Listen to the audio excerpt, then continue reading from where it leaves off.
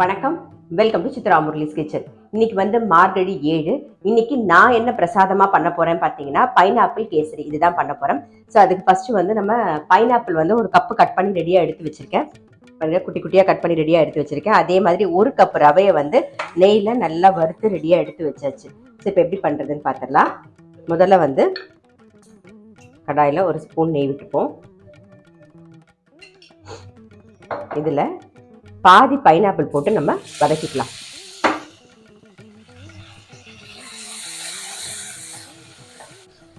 நெய்யில் பைனாப்பிள் நல்லா வதங்கிடுது.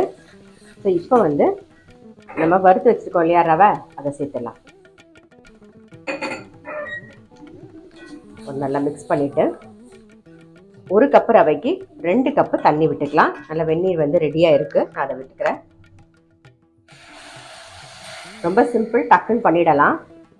பிரசாதம் பண்ணணும்னு நினைக்கும் போது என்ன பண்ணலாம்னு யோசிக்கிற நேரத்தில் நம்ம வந்து கேசரி பண்ணிடலாம். பைனாப்பிள் இருந்ததுனால நான் இன்னைக்கு பைனாப்பிள் சேர்த்தேன்.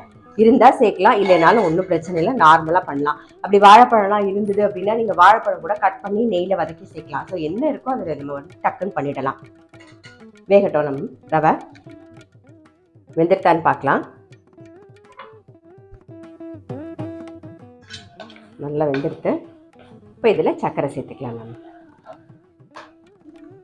ஒரு கப்பு ரவைக்கு நான் ஒரு கப்பு சர்க்கரை சேர்க்குறேன். ஸ்வீட் வந்து உங்களுக்கு தகுந்த மாதிரி பார்த்து போட்டுக்கோங்க. இப்போ கைவிடாமல் கலரிக்கலாம். இது கூடவே வந்து குங்குமப்பூ கரைச்சி வச்சுருக்கேன், அதையும் சேர்த்துக்கிறேன்.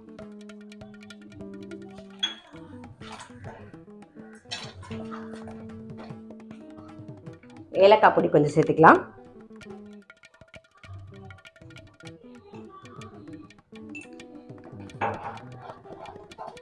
இது கூடவே நெய்யும் சேர்த்துருவோம். நம்ம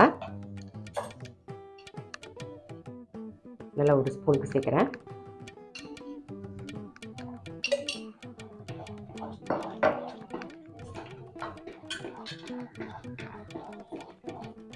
பாருங்கள், ஆல்மோஸ்ட் நம்மளுடைய பைனாப்பிள் கேசரி கூட ரெடி ஆகிட்டு இருக்கு. இந்த பக்கம் நெய் விட்டுருக்கேன், அதில் முந்திரி பருப்பை நம்ம வறுத்து சேர்த்துக்கலாம்.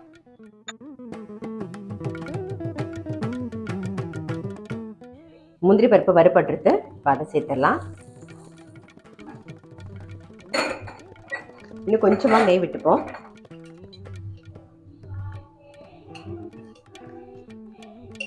இதில் நம்ம பைனாப்பிள் எடுத்து வச்சுருக்கோம் இல்லையா, அதை வதக்கி சேர்த்துக்கலாம்.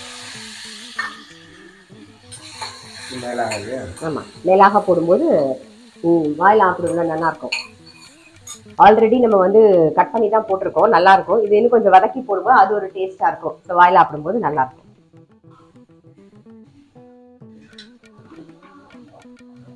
பாருங்க, அவ்வளோதான்.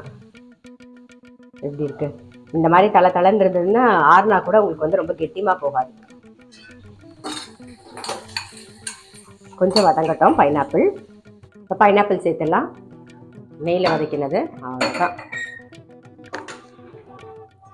நம்மளுடைய பைனாப்பிள் கேசரி ரெடி. ஆஃப் பண்ணிடுவோம். ஆமாம், பைனாப்பிள் புட்டிங் கூட சொல்லிக்கலாம் என்னோ. ஆனால் பைனாப்பிள் கேசரி ரெடி. நல்ல வாசனையாக நல்லா டேஸ்ட்டாக இருக்கும். ஆஃப் பண்ணிடுறேன். ஸோ இன்றைக்கி நான் என்ன பிரசாதமாக பண்ணேன்னு பார்த்துருப்பீங்க, பைனாப்பிள் கேசரி. கண்டிப்பாக நீங்களும் உங்கள் வீட்டில் ட்ரை பண்ணி பாருங்கள். பைனாப்பிள் கேசரி இந்த மாதிரி ட்ரை பண்ணலைன்னா டெஃபினட்டாக ட்ரை பண்ணி பாருங்கள். நான் அடுத்த வீடியோவில் சந்திக்கிறேன்.